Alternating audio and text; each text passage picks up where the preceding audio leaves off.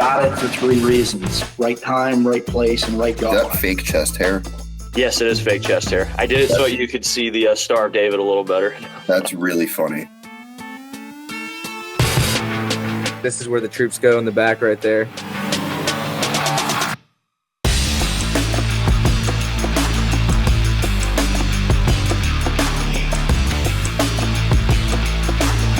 Yeah, not normally an intro for a show like this, but we have the whole setup going, so I feel like we've upgraded The whole thing. big time. But this is your second time technically being on because I butchered the first one. But It's again, like a casting couch. yes. Hey everybody, this is Jake. Welcome to your first adult video. Ooh.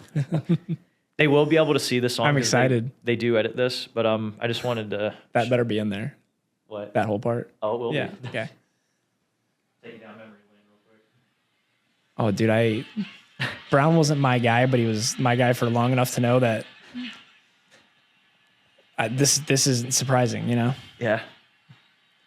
Do you have the one that they made about me when I left? No, I do not. No? Wait, did I make one about No, you? I think Sinan Ubina did. Because he took over my platoon, my line platoon. And Yeah. he like made some, I don't know, I'll send it to you. And then you'll have it. It can preface this entire thing and it's pretty accurate. I was about I to think at least in the officer world Okay. at 2.8. All right. Yeah. Yeah, in terms of memes, I don't know if you know this already, but I'm kind of a big deal. So if it's about you, I should We're probably aware. know. We're aware. Yeah. Dude, that coming off the Mew that year that like you made that like the first like iteration of the meme page was just like so comedy because we didn't know what the hell was going on other boats. No. And so it was like kind of a cool way when we got off to be like, oh, I heard about this and be able to like correlate it to whoever was involved in the thing. Because the only thing that was of any news to us on deployment, like after COVID hit, was some bullshit that happened on another ship. And somebody flew over and told us about it. Yeah. It was that kind of shit. Yeah. Yeah. Otherwise, it was the same old COVID bullshit nobody gave a fuck about. So were you talking about like the mess deck memes that were there? Oh, yeah. Okay. Yeah. Dude, we heard about all that. Yeah, I knew about all that stuff. Oh, dude. Yeah, that's so we were hearing about it. Yeah. Because like when at the officer level or the staff, well, I don't know about the staffs, but Yeah. at the officer level on boat, because they're pretty segregated, when somebody else would come over, it's like we're hanging out, playing spades and trying to talk about what the fuck's going on their ship and their boys. Because we were all boys. I mean, we weren't seeing each other. Yeah. Right. Whereas like most of your boys are in the unit, right, that you're in platoon or whatever. And so like, yeah, we're hearing about all this stupid shit, dude. We heard about the memes and all the fun stuff. Yeah. Yeah. It's crazy. John Basilone was famous because, you know, he cleared out machine gun bunkers. You know, he was pivotal in the Pacific campaign. Kyle Carpenter jumped on a grenade, but, you know, here I am, you know, with memes. Memes, whatever it takes, dude. That was as important as anything on that deployment, is just keeping people level. And that did. It gave them an outlet. Simple, but that's, dude, think about Iraq and Afghanistan, just the dumb shit that guys would do to keep themselves entertained from going crazy. All that matters. It doesn't matter if it's peacetime or wartime, you know? Can you back me up a little bit? Because I know you were Cat, but like my knowledge of your resume is still a little hazy. And just for anyone else listening. In terms of 2.8, yeah. The fucking Echo Company, 2nd Platoon, fell in behind Alec Littman, I believe. And then Sinan Ubina took that platoon after we got back. Key leaders in that platoon, which are more important, Staff Sergeant Hollinger. He retires this year. Chad's the man, dude. My squad leaders were Eggleston, Klauser, and Schaefer, who are all still in, which is crazy. Okay. And like, yeah, there's a lot of that. I mean, those guys, specifically Eggleston and Klauser, had a huge impact on a lot of guys within Echo and what they're doing now in the Marine Corps, which is cool. And then Schaefer, I think, is recruiting somewhere, doing some Captain America bullshit. Who knows? That's about all he's good for, is his looks. Yeah. It'll resonate, but anyway. And then how long were you with Cat for again? I took over Cat 1 and 2 because we weren't TO'd going into the UDP. We weren't like a priority. Okay. And so for the first 5 months coming off that deployment, we had Cat 1 and Cat 2. And then was Cat from, I don't know, call it August 2020 to June 2021 or 2021. Okay. Because then I scale bridged and got out. Because I was planning on making the UDP, extending for it, and potentially staying in. But then it didn't make sense. Yeah. Yeah. I see. What made you want to do the officer route versus, I know, because majority are enlisted, so Yeah. what made you want to do Dude, that? I had looked at doing SFAS Okay. as an 18 extra contract straight off the street in 2016, the fall of 2016. And I had gone on at the time I was running a nonprofit and we raised and trained service dogs for veterans. And so I had a lot of exposure to the communities. And I went on a trip to essentially go, Mike Glover's his name. He's a former CAG guy. We were training his dog, his service dog, Pearl. And I took her out there to like see him, and he was in Tahoe, and it was some things I did, some things they did. I just didn't have a great interaction with the guys that were, group guys that were there. I didn't love the way they meshed from the different, fifth group, first group, third group, whatever the fuck. Yeah. And I kind of like pulled back on it. It was the end of what I didn't know at the time. And this will matter, and people understand this that are in, but we were at the end of the fiscal year. And so they didn't have any allocations for 18 X-rays. So I couldn't do it right away. And I would have signed the day I walked in. So they're trying to push an option 40 on me. And I knew exactly what I want to do if I was going to do it, but I'm really glad they didn't have any 18 X-ray contracts, because I would have signed without, having gone on that trip and all that. Yeah. And then I took a big step back and was like, I guess I'm not going to do it, because I wanted to be a part of a specific community. And then I did an event for Sundance, and it was like around like veteran, issues and things like that. And there were some things that came of that with literally like talking to the VP of like Black Rifle at the time. And I didn't intentionally involve them in that event because I just didn't, as a civilian, didn't appreciate like the things that they were like putting out, marketing, how they were marketing the veteran community, which I still, very strongly about, but I have different thoughts on it now because I've gone through the thing. Is it just like because I know like they can kind of be very brovet-ish, like yeah, the I don't know if brovet that's the thing. right I word. wasn't a big fan of the brovet thing, like at the get go, and more so because the guys that I had become close with, and like through the nonprofit, they were tier 1, tier 2 operators. They were the best of the best, and then they were like the grunts. Yeah, and it was every spectrum of human being that goes in, does the thing, comes out. And my interpretation of those individuals that were, the most successful were the ones that were doing it in an honorable and quiet way. And they weren't necessarily just being the 22-year-old Lance Corporal in the civilian world. That's fine. But the reality of life is like, you have to develop past that to a certain point in order to truly navigate this space. And we don't have we should not have any expectation that like the civilian world should just adopt all the things in what we are, right? It's beautiful, and there's a time for it, and it's great. And some things have to be rounded off, and your edges have to be, things have to be smoothed out, and you have to act a certain way, generally speaking. But if anybody's an example of an individual that doesn't like fit the mold of society, it's me. Mm-hmm. So I'm all about that shit, but like to a point where I think it's destructive, it's not actually healthy. Yeah. Right. And I think what they've portrayed, or what they really pushed early on, for the majority of individuals that were getting out and the demographic that it targeted, it wasn't what they should be aligning with to move forward in their life in the civilian world. Because being a Lance Corporal in the civilian world is not going to get you very far. Oh. Right? Yeah. That's the reality of it.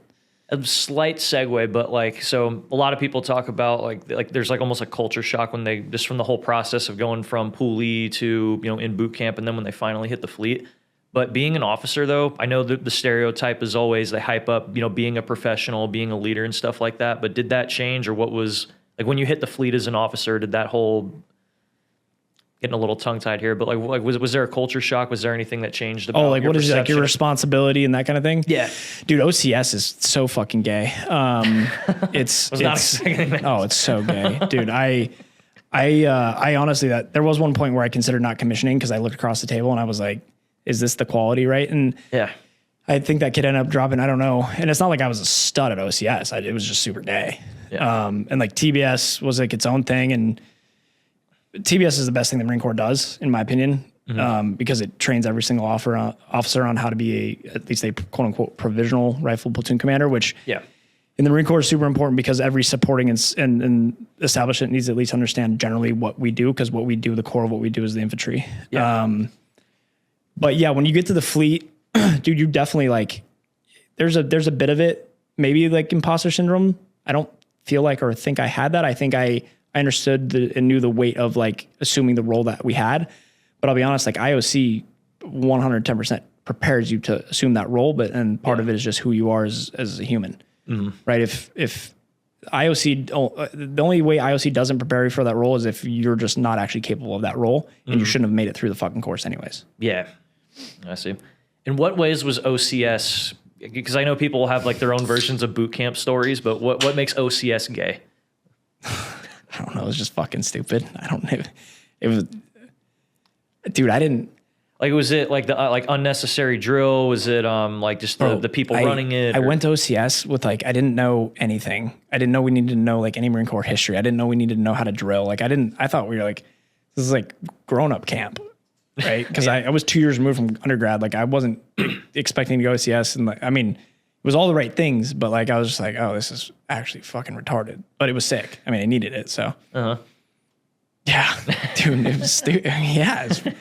Once you understand the game, you're like, okay. And then the guy that can't figure it out, you're just like, all right, you know, the standard too. I mean, let's be honest. Like, it's no secret. The standard is, I mean, I wish it was harder for sure to a degree. Yeah, absolutely. But I mean, the standard has obviously flexed, and that's not a secret. Good, bad, or otherwise, let the data tell. Yeah. But it also has to shift at times. No, of course. It's necessary. So yeah. Now, not to shift to like big ticket stuff, but I know everybody, like, because it seems like the further in time we go, everybody always says that like they had it harder than the newer generations. But do you still think the Marine Corps military still is like? Do you still think it's competent or as tough as can be? I mean, I can only really truly speak for the Marine Corps. I think the core of the Marine Corps is like, I think we're kind of like the last holdout. Yeah. I think things evolve, times are different. We need to evolve. That doesn't mean it needs to get like easier or harder. We need to evolve with the time to make sure we're training to the standard necessary to actually still be the best, and whatever that looks like. So does that mean like we should be heavier or not heavier weight, or longer or shorter hikes, or faster or slower runs? I don't fucking know. Whatever it is, it just needs to keep with the times, and we need to evolve at the pace the world's moving. Yeah, no, of course. So let that be the frame that we look at that through, you know, the lens that we look at that problem through. Yeah. That's what I'd say. Yeah, I like that. Yeah, don't be afraid of change, you know, even if it's You necessary. have to evolve.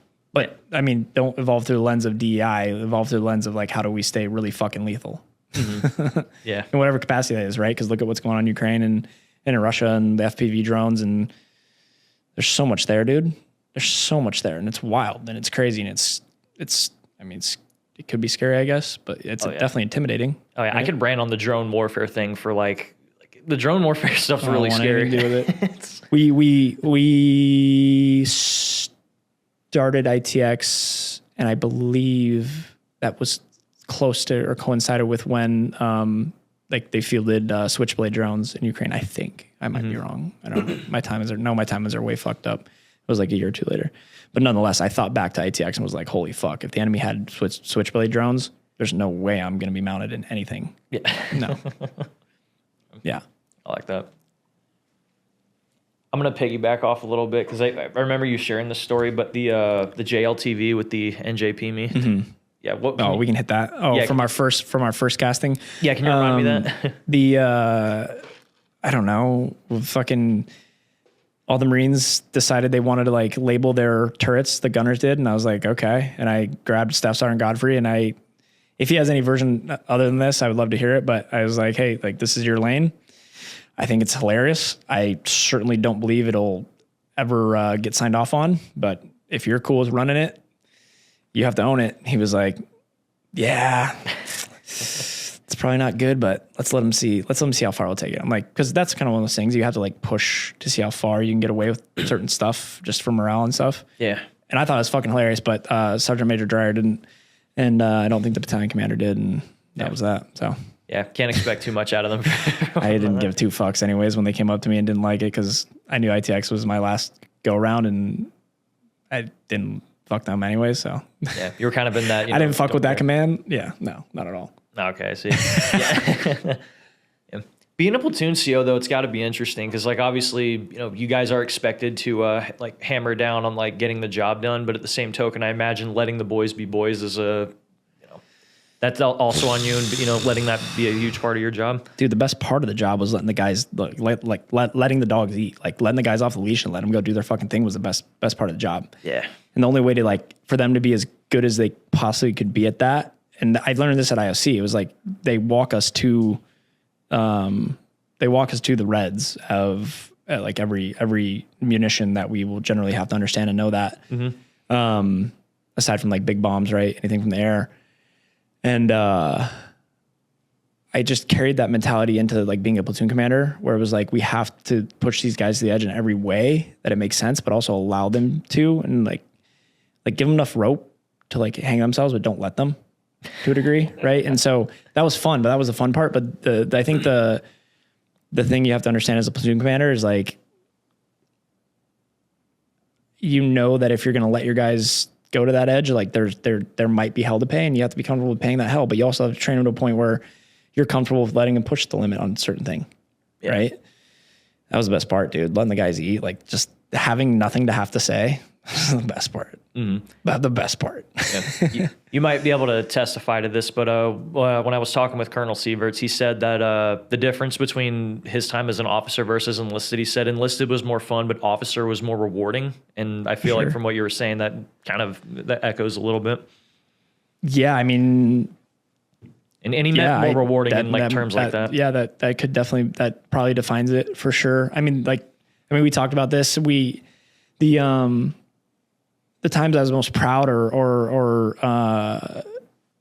the times that I was most fulfilled in the Marine Corps was watching guys get meritoriously promoted or promoted to a rank that they've really been working towards. Yeah. Like seeing the guys win, that was like the biggest win, right? Seeing the guys move on with their lives if they, got out and you were still in, like that was huge. Like knowing that like you had a positive impact on them, or meritorious was huge. Meritorious was so cool because we weren't giving fucking meritorious to bullshit. This just wasn't going to happen, know? Yeah. So the guys that got it, they earned every bit of it.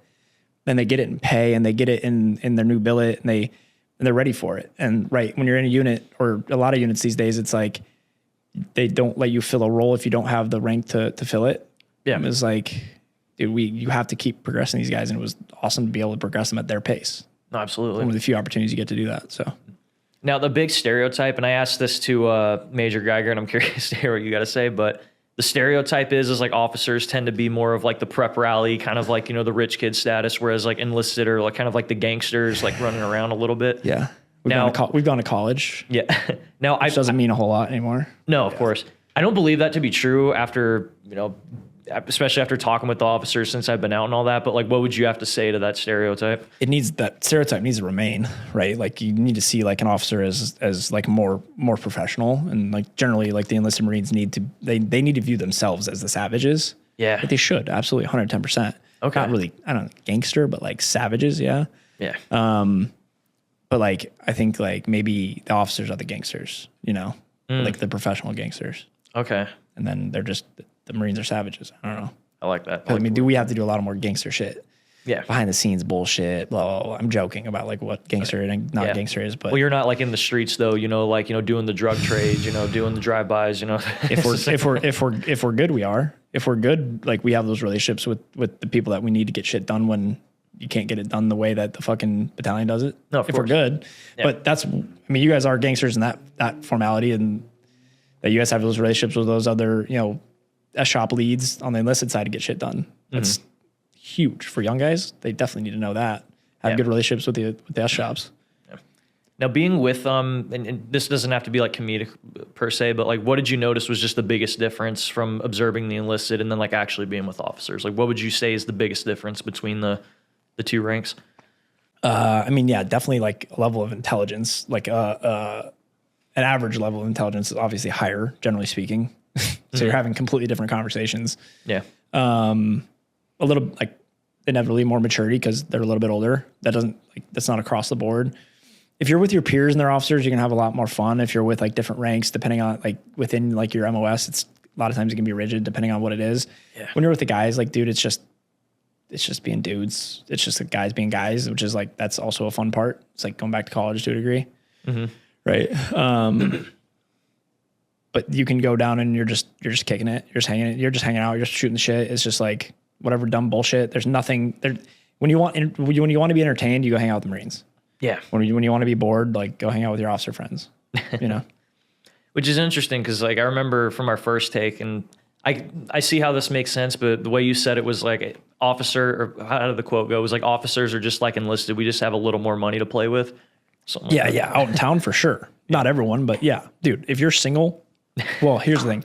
If you're single and you're an infantry officer and you're in the Marine Corps maybe in the Army too. I don't know. It should probably apply. But like, and you're not like going out and fucking off and having a good time. I mean, you're probably weird. You're definitely weird. Yeah. But like, it's probably the better thing to do. But no, we're the same exact thing. If we're fucking young, dumb, and single, we're young, dumb, and single with money, and we're just a little bit smarter. Doesn't mean we don't do all the same dumb shit when we're fucking drunk, but Yeah. yeah. Now, Same dumb shit. Now that I know that the one picture with the I forget where it was. Was it Abu Dhabi or Dubai with the picture of like you? My ass against the window. Yeah, Yeah. that was Abu Dhabi. Mahoney got a spot at the Ritz, but we weren't allowed like overnights, and so we just had a spot to like land and like whatever, and it was fucking off. I don't know. Arabs. No, yeah. Abu Dhabi. Oh, fuck all that. So to compare your guy, like, so with your officer peer group, like, you know, you'll hear every shenanigan that like enlisted have, but like, what's something that like the officers guys did behind the scenes that maybe you can share now? now that you Got guys are Nick out? Papsadora drunk as shit. No, what do we actually do? Dude, Nick Hammered is hilarious, dude. He always did this easy money. He just does it nonstop. What did we do? We always did these see you never parties.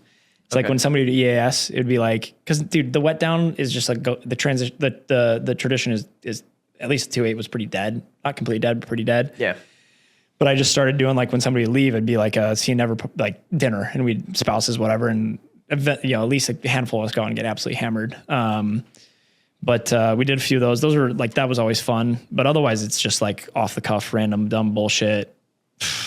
I mean, when we're working, dude, like when we're in the field, I mean, we're fucking off in the office all like, well, I'm trying to fuck off as much as I can, to be honest with you. Yeah. If I'm in the office, I'm trying to fuck off as much as I can. At least when I was like a line platoon commander, once I took over CAT, like there's no fucking off because there's way too much to do. No, of course. Which I didn't hate, but yeah, at the office, dude, like the funny things, like, dude, when we see each other when we're out in the field and like it hurts, it's just like so funny, dude. We're just like, this is gay. Yeah. This is really gay. I don't know. No, It's fun though. what'd you guys do in because maybe I misinterpreted it, but like, when you guys were in Abu Dhabi or in UAE, you mentioned like didn't like the people over there or something like Not that. the dude. It's just, I'm just being an asshole. No, it's dude, it's the whole experience is like relatively forgettable, right? That whole deployment. Oh yeah. And you're just like, yeah, that happened. I mean, there's tons of that. Like, dude, if we could go back and like record, I would never go back to that. I don't think I might actually, but I don't know, because I loved a lot of the stuff after it. But Yeah. no, the whole experience is just it's so lackluster. There's just nothing to fucking talk about, right? So when I talk about that, I'm just like, yep, it was a deployment. Because dude, in the civilian world, people are like, because they're so distanced, they'll be like, where'd you deploy? Arabian Gulf, 2019, 2020. Oh, and like, did you ever see comment? No. And like, you want to hear more, and you're like, there's not a whole lot to say. Yeah. Yeah. Yeah, because they think that we're like doing like that we're in the action. Everyone every thinks single we've day. all killed somebody. Of course, doesn't matter if you're fucking admin guy in the Air Force or fucking tier 1 CAG guy. Like, it doesn't matter. Everyone thinks you've killed somebody. Yeah. And Marine Corps specifically, for sure. Especially yeah. when you come from the infantry. Do you ever have the temptation to just keep the stolen valor, and when somebody says And like, tell have you somebody killed I've killed someone? Like, somebody? yeah, like I don't want to talk about it. You know, I don't want to. I might actually start doing that just for fun. I don't know. Who cares? Yeah. My 6-year-old I'll do kids- that tonight and see where I'll do that tonight and see where the conversation leads. I'll say anything to anybody these days. Yeah. Not like I didn't. We should have shared that to that woman that was just talking with us. What, that part? Yeah. Yeah. Now freak her out right before we come into her. I'm always freaking people out, dude. But here we are. 100%. So what are you doing now? Selling pest control door to door. Yeah. Well, I mean, I know that, of course. Oh. You know, going in. Direct to home sales. Everyone should try it. No, I was sitting on the beach early last year, 2024. I was getting my MBA, right? Doing the thing that most officers should do. And I wasn't going to target school or anything. And Yeah. I had like things going on, and I was just got to a point where I was like, what do I really want to do? And I was like, I don't really want a W-2, like doing some random shit for some random person, you know, that I don't know and I don't care about, and they don't care about me. Mm-hmm. I was like, what's the hardest thing I can do? Because every time when I reflected, I was like, anytime I've been fulfilled as a human, it was like I did something hard and I succeeded or failed at it. Didn't really matter. Yeah. And we haven't really failed at a lot that we've really put everything into. And I had some friends that are in the space, went down the rabbit hole of information, and then I have a really good friend who's my roommate and one of my best friends now, Wills Nilsson. And said, tell me what you do. And he painted the vision of the picture of it. And I just said, I'm in. And so now I went out and sold really, really well at an elite level. And now we're just turning around and building. Cause it's a really simple thing to learn how to do. It's like really simple. It's nothing that we haven't done before in regards to like just learning a simple task. It's just really hard to like actually work hard and be disciplined and be accountable. And the fun thing about it is like the way we're structuring it. My good buddy, John Harsh in San Antonio came out to Des Moines this summer and sold with us. I didn't know him before, but he's a Fallujah vet. Like, dude, they used to breach doors with 60s in the handheld in Fallujah. Like he's fucking Jesus. Okay. Yeah, he's him, but he's a fanatical Christian, incredible human being, 3 kids, wife. And, we're developing our training for his location to essentially be leadership training. So we can turn guys around and make them leaders faster, because you make more money in this industry if you can do all important components of it, right? Recruit, lead, train, sell. Yeah. Obviously, most important being selling. And so we're putting some structure to it. Not that it didn't already have structure, but more structure. And it's a rocket ship, right? Like we have some really cool people involved, and just took on private money for the first time from Todd Peterson and Casey Baugh, who are like the OGs at like Vivint Security. Okay. And they're, pretty involved. And so they have the blueprint. We've got the people. See where it goes. Yeah. Did you ever envision that you would do something like that coming out of being a platoon commander to, doing pest control sales? Dude, I think whoever we are, wherever we're at in life, like we have some type of preconceived notion about like what we should be doing. I never really wrote anything off necessarily, other than like maybe gay porn. But some people might not have that written off yet. Maybe. And if that's you, that's cool. Well, I've heard it pays real good though. It might actually. I think I've heard that. But I'm down to go down the rabbit hole and find out. It might be worth it. I'll ask ChatGPT while you. You just text one of your boys. One of them has to be doing it. 100%. There's definitely somebody in 2-8 doing gay porn. Let's see if Barr's not doing it. Barr would be one of my first nominees. Who else do we think was gay? Let's call him out. Who else do you think? I'm just kidding. I can call Barr right now and actually totally do it. I don't give a shit. He did just give me his phone number. So Barr's hilarious, dude. That guy's a psycho. I would love to get him on the phone so I can ask him a couple questions, whether or not they're true or not. Okay. That's look, when we're out and everyone's out, and then we can talk about hazing allegations and find out if they're real or not. Okay. Because I always had the top cover. My boys were always the ones doing the investigations. Oh yeah, well yeah, being in CAT especially. I always had the top cover, dude. So like, outlaw, bro. When I took over CAT and like I was like 2 platoons, and I was like, all right, let's see how this goes. And we had very limited leadership, but like the guys that we did have stepped up big. I was like, anytime an investigation would come down, which didn't surprise me, I was like, okay, we ran a pretty tight ship, but I was like, dude, walks in my office with an investigation, I know that's going away. I'm not worried about it, right? And if I wasn't like that close to you, I knew I'd be able to manipulate you and manipulate the situation to make it go away. Yeah. Good, bad, or otherwise. Because it just needed to go away. We weren't in a position for it to not go away. No. What else you got? All right, so yeah, well, I did want to bounce back to CAT. We're chilling. We got so much time. Oh yeah, keep going. I looked at the clock. I'm like, wow, we're doing great. Yeah. But back to CAT though, like who were some, even in Echo, I guess, but like who were some of your, because I imagine being a platoon commander, you had to have like, there were some personalities that you probably just loved being around, or like, observing them, being an enlisted leader, or just, being who they were. It's funny because I'm like so far removed. Like, dude, I loved all those guys. My first platoon, like specifically, like I really, really, really, really loved all those guys. So we had to cut that platoon down. Yeah. And it was like, we cut that platoon down in like a pretty not professional way. That's just the way the kids that got cut to 3-8 got orders while we're in the field. Not a great way, not a great look. And I loved all those guys. It was the whole experience with my first platoon was a lot, but in CAT specifically, dude, Staff Sergeant Godfrey filling that role as a platoon sergeant without having gone to advanced school and having like limited time in that role and being young. He was actually my whatever the rifle coach is at TBS, which is funny. Okay. And dude, just utmost respect for him and his work ethic and desire to like learn that role and learn how to lead in that role too. And we're not that close. I haven't talked to him since, but a ton of respect for that and him specifically in CAT. And then dude, Sergeant Moss, Corporal Wilson, dude, Sean Wilson, we still talk pretty frequently. Dude, DePriest was a stud.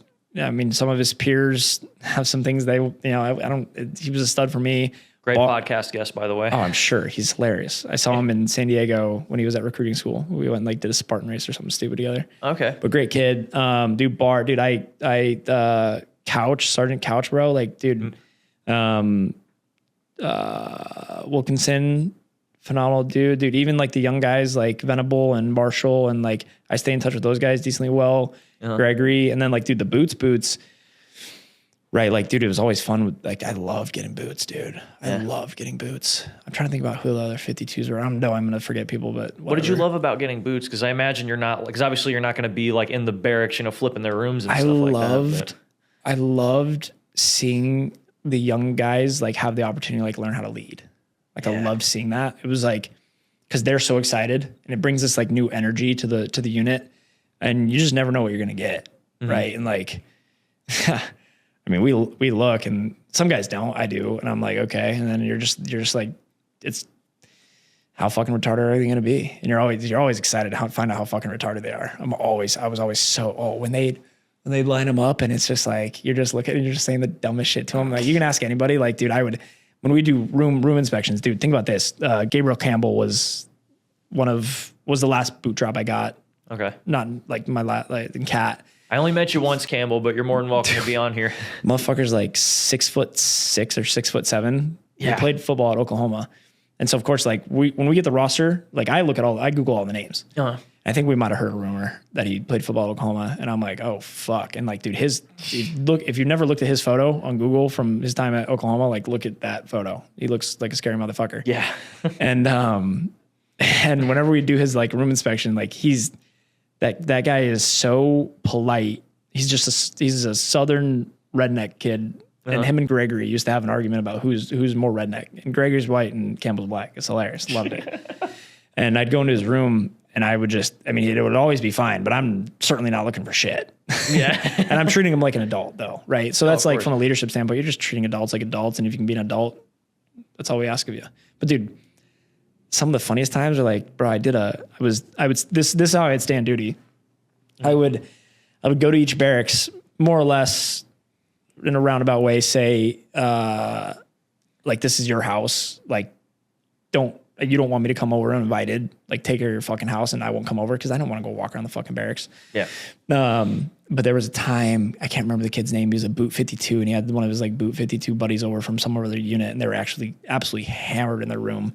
And I don't even know, like, I don't know how I ended up this situation or why. Like, I literally had just walked over to tell the duty that. It was it was maybe like 1 a.m. and then I had intended to leave, saw something, was like, I might as well check this out. And like, dude, the kid's hammered in his fucking boxers, like trying to like salute me and like apologize. He's like standing at parade rest in his boxers, hammered drunk. And I'm just like, brother, all right, my guy. And I don't know what I said to his team leader or vehicle commander or what the fuck we called him, but I don't know. I wasn't like very nice in first impressions for sure. Like for sure. When Doc Robinson walked in my office for the first time, you can ask him, he goes to like shake my hand. Mind you, my first corpsman was Shevchek, who supposedly gets pegged. I don't know.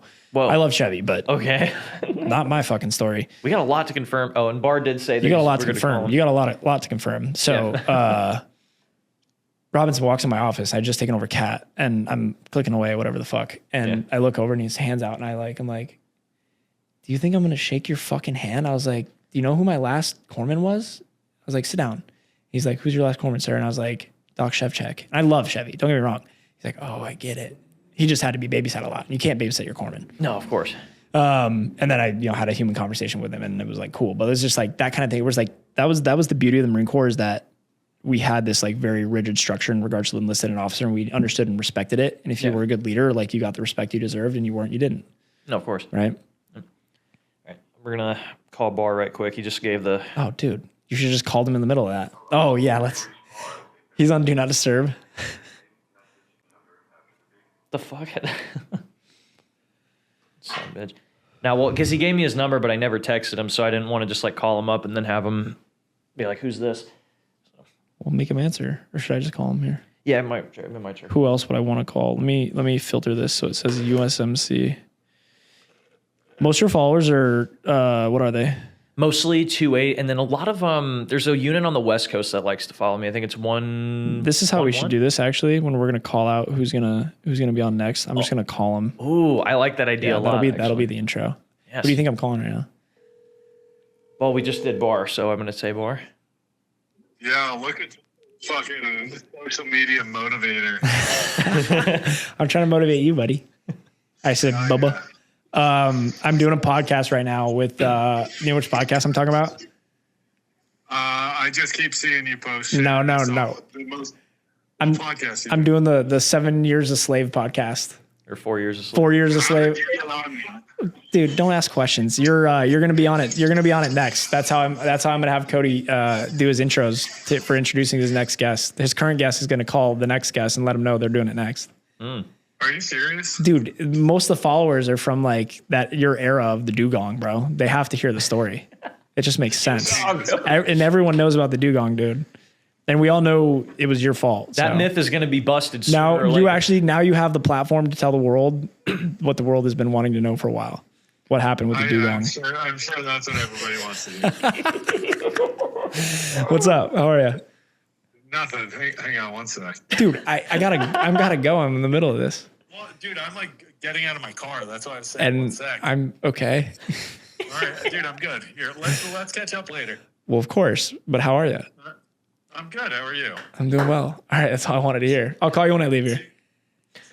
I gotta call right after this, and then I'll try to call you maybe this weekend I'm gonna sometime. be out with people, so let's catch up tomorrow. He's such a character. All right, later. Bye. Bye. I love him so much, but he's oh my god. Oh, yeah. The love and the hate for Alex White is abundant everywhere. Oh, yeah. But you can't not at least love Alex. You might hate White, but you love Alex. But yeah. That's what we'd say. He wasn't stupid, but he always fucked something up. And he was always like, no, right? Like, no, like I did it, fucked up. And it was always like, and when we're out, like we love him. Like he's a fun guy to be around. And so like we always say we love Alex and we hate Lieutenant White because he's always fucking something up, dude, at every level, dude. Not just like, yeah, literally. Yep. But he did it. He did the thing. I think he got a NAM, so.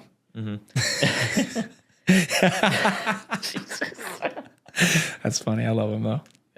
I imagine there has to be versions of like officers who maybe were a little bit on the spectrum kind of, but like I feel like, higher up Marine Corps did a good job of not exposing them as much or like putting them on the spotlight, or maybe it's just the way officers run. I don't know, but was there a lot of that? I'm judging by your body language, probably yes. It's hard to, on the spectrum, like as in like full on actually retarded or like stupid or like incapable or incompetent or like what's the spectrum? What part of the spectrum are you looking for? Either or, quite frankly. Dude, we had a lot of high-powered individuals. Like a lot of like really smart, really capable people. You're going to get exposed like really easily, right? There weren't that many that were stupid. At least in the infantry community, there weren't many. The problem is that like any one component of it, right? The weakest link gets exposed really easily in that type of environment. Yeah.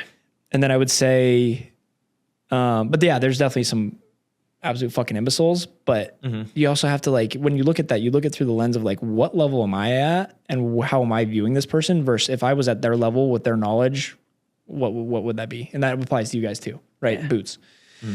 Where I think we're gapped, and I can only speak to the infantry community. Where I think we're really gapped is in the other MOSs and the standards there. And I'd be willing to put money on it. I just don't know how to quantify it. Yeah, I see. Yeah, that's where the most of the retarded officers are. But there's also some great ones there too. I just think there's more retarded ones there than in the infantry. Oh yeah. So, do you ever think about what would your life would have been like had you gone enlisted versus officer? Yeah, it would have sucked. Yeah, but I mean, at time dependent, right? Being an officer and during our time was way better than being enlisted. Being enlisted during Fallujah, Ramadi, or whatever, like it's probably more enjoyable, as enjoyable, if not more enjoyable, depending on the thing you're doing. I don't know. Not a lot of Maybe, selling maybe to not. do on like what you're doing or why you're doing it at that time. You're just there to kill motherfuckers and stay alive and keep the people around you alive. If you're thinking about anything else, you're probably thinking about the wrong things, you know? Oh yeah, 100%. What was your because I don't know if you necessarily hit on it, but what was like your because everybody's got a reason for like why they picked the Marines or even just why they served at all. But what is Jake Nolds? My reason. So after that whole like 18 X-ray exploration thing, I put this event on at Sundance, and I just didn't love. It just pushed me over the limit with what I was doing. I was like, "Fuck it, I need to get out of here." And everyone had always been in my ear saying, if you have a degree, you have to go officer. And so I started. I didn't look. I knew if I was going to be an officer, it was going to be a Marine officer. I don't know why. Yeah. So I grew up in the Midwest, and I didn't have that much exposure to it. And if I was going to be a Marine officer, I was going to be an infantry officer. And I looked at 0203, I considered it, but I wanted to like be the thing that we do, the thing, Mm-hmm. like nothing else matters. Mm-hmm. That's the only thing that matters, right? Is the infantry and the Marine Corps. That's also the culture of it. No, yeah, right, and it's a beautiful culture. Yeah, I think it's I might have made a meme about it too, but it's like not a lot of people, they don't watch the Twin Towers go down and think, man, I want to go be a cook or something like that. Yeah, fuck no. But those people that did, like, kudos to them. We need them a lot. True. Very true. Chow is morale, dude. Chow is morale. I've never heard it that way, but that's a good way. Where the fuck have you been? What does logistics say? It's like we make bullets fly or something like that. I don't know, something weird like that. Bullets don't fly without supply or something. That's it. I don't know what logistics is. I certainly would have killed myself if I was in any other MOS in the Marine Corps as an officer. So I guess I give kudos to them to do those jobs. Yeah, I feel fuck that shit. Yeah, no way. I'll call a bar one more time. Oh yeah, you're doing that. Yep, we're still here. He's trolling you, dude. Correct me if I'm wrong. You tried, I think, going like was it National Guard or Army Reserve? I did. Or something like that? I did the Guard after 9 months, and kudos to those people, but not for me. Mm-hmm. Yeah, like I didn't actually want any responsibility. I just wanted the benefits. And if they wanted to give me responsibility, and I wasn't going to be able to like fulfill the responsibility, it didn't make sense to keep getting the benefits. Okay. So you went in with the intention of just doing it that way. You didn't. I transitioned with the intention of having a backup plan, because anytime you get out, you should have probably multiple contingencies. But like a plan A that with your back against the wall, it's probably the best thing is to have your back against the wall on something. But you definitely have to have some type of contingency. That's how I ended up back at school. That was backup plan number 3. Oh, okay.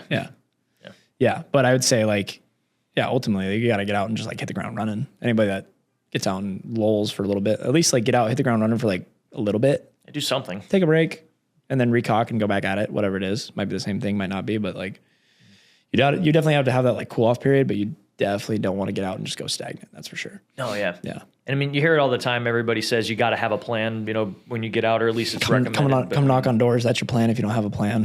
And I'm actually serious. Like you can't lose. I mean, you can lose, but like you can't lose in the experience that I can provide, Absolutely. Like, yeah. And you did that. Yeah. You did that for your whole summer. Yeah. Yeah. And you wouldn't trade that experience, I don't assume, for much. No, right? It was a good experience. Yeah. I mean, it's like a whole nother subject, but it's like, I mean, I didn't realize how big the door-to-door world was, like in terms, I don't like to use the word niche necessarily, but I didn't realize how, like, it's a lot like the Marines in the sense it's a very 24/7 culture, and it's very, like, you can, like, I had bosses who would be up to like 11 o'clock at night, like practicing their pitch or going over an objection or something like that. So I saw a lot of similarities with stuff like that. Well, like, and I mean, like the experience you had with like the people you met, and like you're out of your comfort zone, you're in a different place, learning a different skill. Absolutely. And like you can get really good at it if you have the discipline and you have the right people around you and you have the training, right? And you have the pathway. And either way, right, whether you get good at it or it's something you want to keep doing or not, like the experience you have is probably pretty formidable, right? I would assume it was for you. Yeah. How did your summer go? It was, I liked it in a lot of ways mentally, just because in a weird way, it revealed a lot about who I was. I wasn't like mentally as strong as I thought I was. I needed a lot of maturing in a weird way. Like I thought being in the Marines would do that for me, but then like it does a lot for you though. Yeah. Right. Yeah. But it's weird. It gave me a different kind of confidence, I would say, compared to the Marines, and like that I can't. Literally, I'm not trading that. Walk in anywhere and talk to anybody at any time. Yeah. Don't care. Yeah. Literally don't care.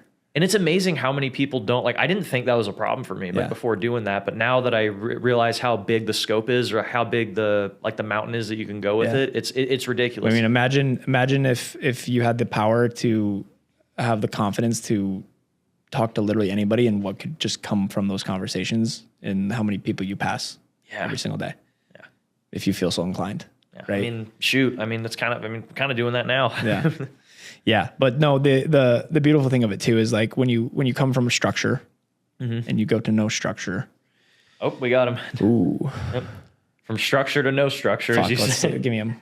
All right. Hey, Sergeant Barr, this is Lieutenant Nold.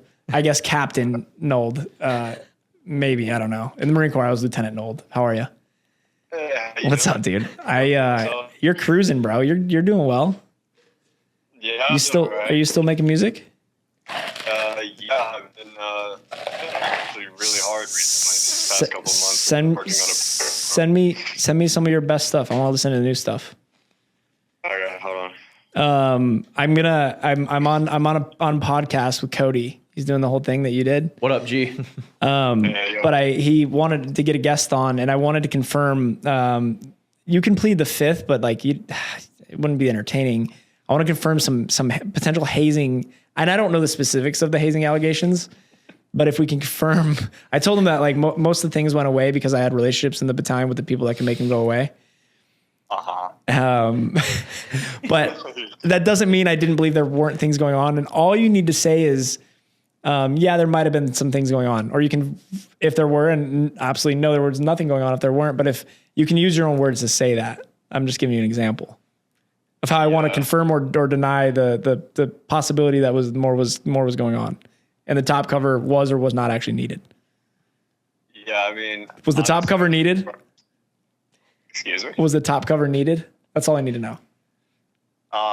No. Oh, you're so full of shit, dude. You remember what do you remember when Tree stole those fucking what are those things on the top of 240s? You'll know. RCOs? The on top of the scope, the little reticle. Yeah. What about RMRs? That was in WTI, right? Or ITX? Yeah, ITX. But you were with but we and two of them went missing, and we all knew I definitely knew it was you guys. Like I definitely knew it was. I don't know anything about who stole them. No, Street stole them. Okay. And I don't mean like you guys. I just mean like the Marines in CAT. Yeah, of course. And what I said, I was like, if they show up within 24 hours, there will be no repercussions. And they showed up. And there were no repercussions. Yeah, that was rude. It was hilarious. What was the first question you asked me? I really did not understand the way that you were formulating it. Was there ever any hazing going on in the platoon? Yeah, and I was going to say, I can't confirm or deny that, but like, what do you expect in Marine Corps culture when you put 18-years Of course. Give them a power struggle in their own area. Duh. You don't have to convince me. I already knew. It was for the audience. I don't know how to commit to you. I'm committing to the viewers right now. People watching this. Touche. So as a good officer, you have to know when to provide top cover. Yeah, I don't know what you mean by top cover. Well, that's good. You don't need to know then. Hey, Barr, can you hear me okay? Yeah. There may not be an actual story, so I don't expect it out of you, but just in case, is there anything that you guys made fun of about Jake Nolds behind his back, or was there like a funny story you guys have about him that you may not know about until now that we can share to the world? Oh, God. You're asking me to recruit some memories. Off the top of my head, no, I really don't know. I feel like most of the people actually really liked Lieutenant Nold spoke like highly of him. We all thought he was a bro. Hell yeah. Yeah. Is there like, and like I said, I know it's pretty random, but dude, like, don't suck my dick. Give me something. Like, is there give me some critical feedback, dude. Did someone find him like picking his nose one time, or was like, was he notorious for like walking weird or like I don't know, like whatever it may be. No, I don't think so. Do you remember that? It was either him or the LT that replaced Kimball had like really long nose hair a long time ago. Probably Alex. Yeah, I think it was probably Alex. He got fired. That was the whole thing. Whoa. Okay. But it wasn't his fault. Barr, do you remember that time that tried to out all your fucking vehicle commanders for hazing, and he wrapped Venable into it, and then I lit him up at ITX? Yeah, I remember all that. Whoa. Okay. Dude, fuck that guy. That's all I gotta say. I don't understand, like, when you're in Lieutenant position and he's trying to make that happen, what do you think? Hey, you gotta move that closer so we can hear it. 5, 6 of your only NCOs to manage your section. It's just you and a bunch of juniors. Bro. Train all these Marines by yourself? No, you're not. That was the most insane thing. I was like, dude, what are you doing? I was like, how does this make any sense to escalate this to the company before talking to me first of all? You know, I was like, what? That guy's an idiot. No, I do have to ask just because Barr just told me about this, but did he look like, have you seen South Park, right? You know, did he look like PC Principal? Yeah, dude. Who did? Lieutenant. That was so good. I have to watch it. Maybe Oh, okay. let me pull a photo. Okay, No, dude, yeah. and like and by all means, like there's some people I have all right to talk shit about in the Marine Corps, and I won't out of respect for them as humans. That guy, I will talk all the shit in the world about. All right. If that says anything. And the reason for it is I had a relationship with bars like those guys, and I had to split half that platoon. Okay. And I couldn't stand watching somebody just mismanage guys I cared about. Yeah. That's all it was. Okay. Yep. Sorry. What were you gonna say, Barr? If you don't know who PC Principal is, I encourage you to go find out because PC Principal's like. Oh yeah. yeah. That's so funny. You pulled him up. Can the camera see that? Wherever it is. Right yeah. there. That's hilarious. I need to see.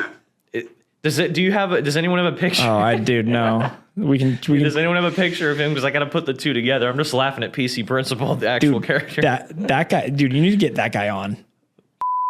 Oh, okay. Yeah, get that guy on. Yeah, I don't think I've ever seen. Or maybe I've seen him. No, I don't think I've seen him. Get that guy on. There was maybe you might remember this one, Barr, but there was a funny story of I guess 2-8 was locked down during COVID, and some guys from another unit, I think it was 1-6, were trying to smuggle goods into the battalion into like our barracks. But when Lieutenant was on OOD, I guess he caught them, and then they tried to drive away, and he grabbed onto their car for like 100 yards and drove them off. Yeah. There's a meme made about you made that. I did make one about it, yes. Bro, we talked about that, and we're all like, dude, I just wouldn't care enough to what? Like, just be a hero? This is wild. We were all just like, okay. Should I pull it up for everyone to have? I think he was trying to get out of going to ITX secretly, but Really? why else? What? Who cares? Well, What are you gotta gonna do? Well, I mean, it takes, what is it? Uncommon value, or uncommon Stop. virtue. Stop in the parking lot of the fucking bricks, bro. Not all heroes wear capes. clearly, God. All right, Barr, I'll let you. I'll give it to you real quick if you want to share anything else, and then I'll let you go get back to what you're doing. Yeah, I mean, Lieutenant also by the book and good at following orders. I vote him the 8-point man because he'll do it without a doubt. Oh my god. I want that to be a compliment, but I know it wasn't. Touche, Barr. You were. I never even thought about mistaking you for being dumb. There's never even once. All right. All right. Well, hey, Barr, I'm too early of an announcement, but when we get to the 331st episode, you, Goons Up, and Dupriest are back on again. Wow. Yeah, I'm down for that. I got then your channel will be pretty huge. Okay. So, yeah, it'll be years before we hit that, but it's going to be pretty big. But I'll let you go, Killer. It's great talking with you. All right, bro. Thanks for having me on. It was great. All right. Take care. Peace. Dude, what's your like strategy with this? With the show? Yeah, what do you want to do? I want to get this ideally as big as I want this to be like the Terminal Lance like form, but for like podcasts and stuff. Because I know this is like very 2-8 centric at the moment, but there's not really a lot like this in terms of like the comedy aspect of it. Because I don't know if you remember Corporal Charnes from 81s as well, but this was originally his idea to do it this way. But I bought into this vision, and honestly, I like where it's going. I think this could be, because every podcast is always like geopolitics or war stories, and it's like those have their place.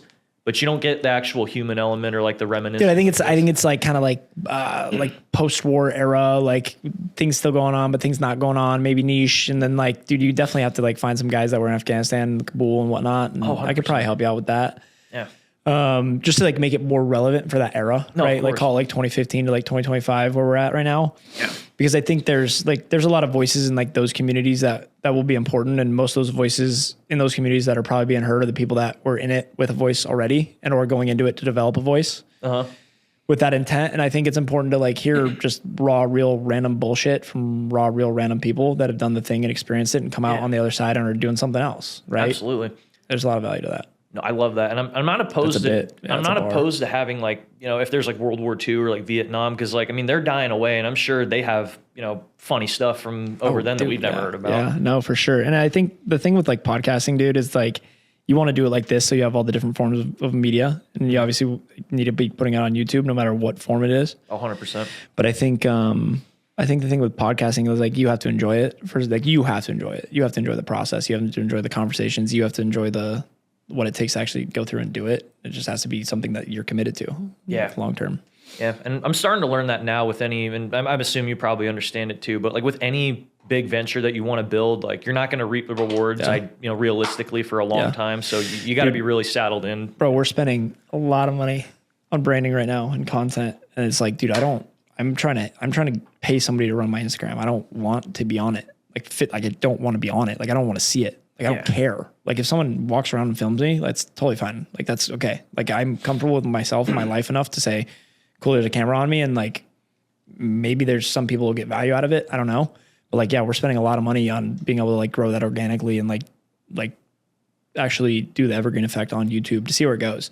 Because we're confident in however many years, like the personal brands are going to be such a big thing. And like at this point, it's like, do you have a story and credibility with something like to provide people or like knowledge? And so we're like planting it pretty early and we'll see where it goes. But like, yeah, it's an example of like where you have to invest in, over the long term. Absolutely. Yeah.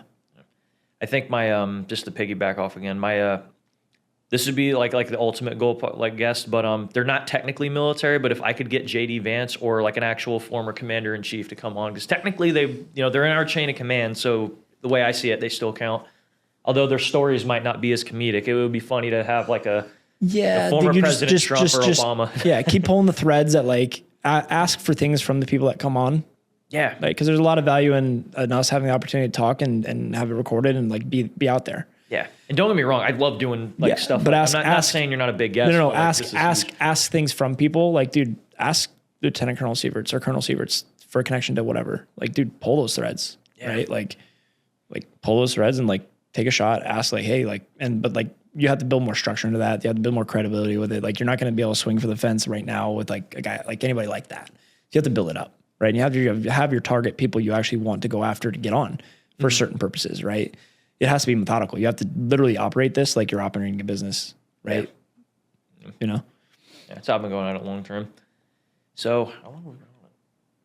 I think we hit all the photos at least that were pretty funny or stuff. You sent a lot of What did I send? So you did so the ones that I haven't mentioned yet, you did send a couple like unit or platoon photos. Okay. There's the one of you guys, I think, in ITX. Yeah. And then this one, I think there was a story, but it's Wilkinson, and then I don't know who's to your... Oh, no, it's Eggleston. It's me, Eggleston, and Klauser. No, that was just when I left. That was when I left my first platoon. Is that a boot that they're giving you? Yeah, they gave me a boot, and I always talk shit about SEALs. I can't remember what I said. I don't know if I talked shit, but maybe I did. Jocko, listen up. They put like a trident on that. They put a boot on. They put Eggleston's like first boot on it. Put like my ribbon stack, which doesn't have a NAM, which I'm actually extremely proud of. I don't know. I don't know. I still have that. I will always have that. It means a lot. Anytime anybody puts anything into something that like is like a memento, especially from like that experience, like, yeah, it means something to you. Okay. Those dudes are studs, dude. Eggleston is an absolute stud, like purest of pure form, like 0311 that exists on the planet, in my opinion. Just the pinnacle problem solver, but like also like if you could have a photo of somebody that eats rocks, it's like him, dude.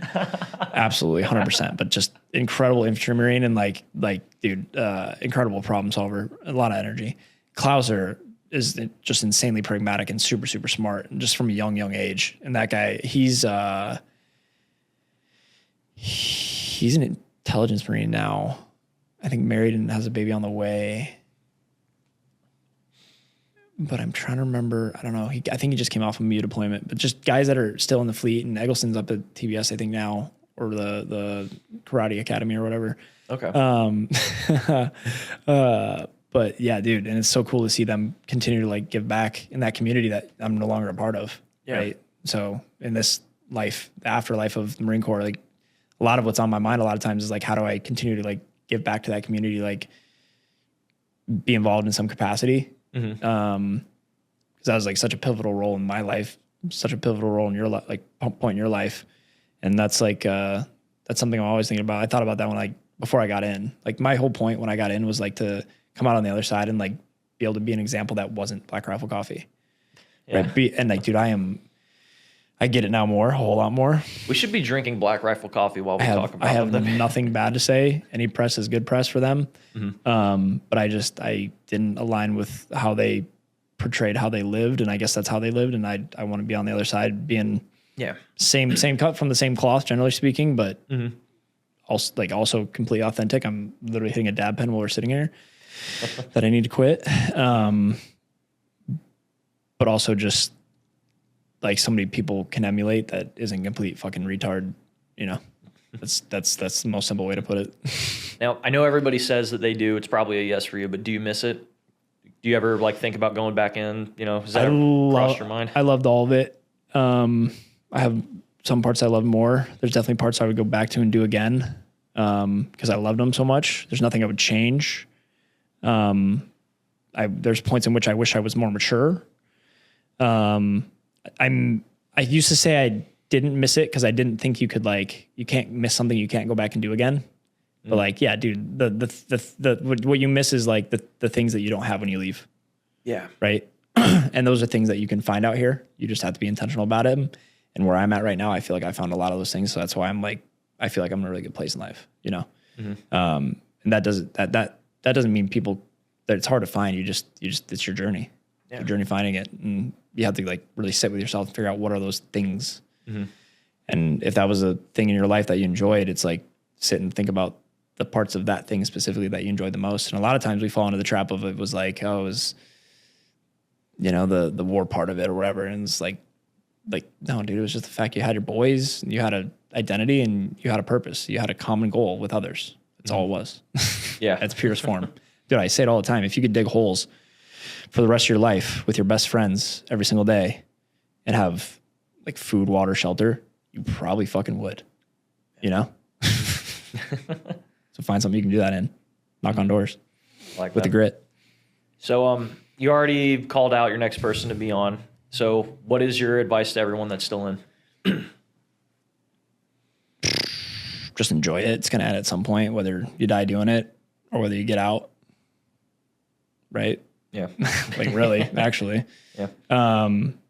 Just enjoy it. It sucks sometimes, but like you're the only one that can change if it sucks for you, whether your fucking command sucks or not. Just enjoy it while you can, because it's gonna end some point. Your ass or your fucking day you die. So it's the only way, and that's the way Marines should think. Yeah. Right? Yeah, pretty simple. They say it in door to door too. Learn to love your job or have fun doing it. So Just enjoy the process. I love that. Yeah. So this isn't normally part of the ending tradition, but I had just about all the enlisted sign this flag before I got out. You did deploy with me, so you scum, dude. yeah. I actually hate saying that. I hate when people say that. I think I've signed this. Maybe I signed somebody else's. Yeah. So let's find it. If you need to dig around, I know the flag takes up more of the table. Where's a stud? Where's he at now? He is counter intel. Yeah, he's got a second kid now. Shout out Joyner. He was a guest on here too. I want to say maybe in Virginia. I could be. I don't know where he is geographically now. Remember the name Vegan? I think he was just like an animal driver sometimes. There's Bernie, Chitty. Who else? One of the Davises, I'm pretty sure, signed. I think Courtney did too. If you sign my flag, any of you guys in Cat, say a comment or something, please.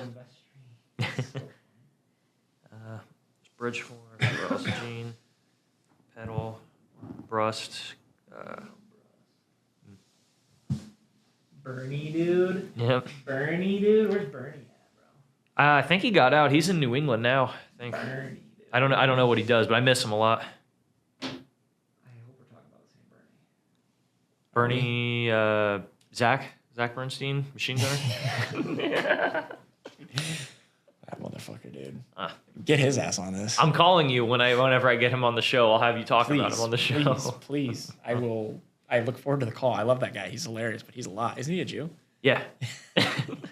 Obviously, he's a Jew, dude. You'll enjoy it. But for my I did an episode with Neumann, and I dressed up like in full blown Jewish attire. So I'll probably do the same thing with Bernie. Dude, Neumann, I texted him the other day. He's a trip. Is he doing well? Yeah, he's a firefighter now. Really? In Jupiter, Florida. He went through it there for a bit.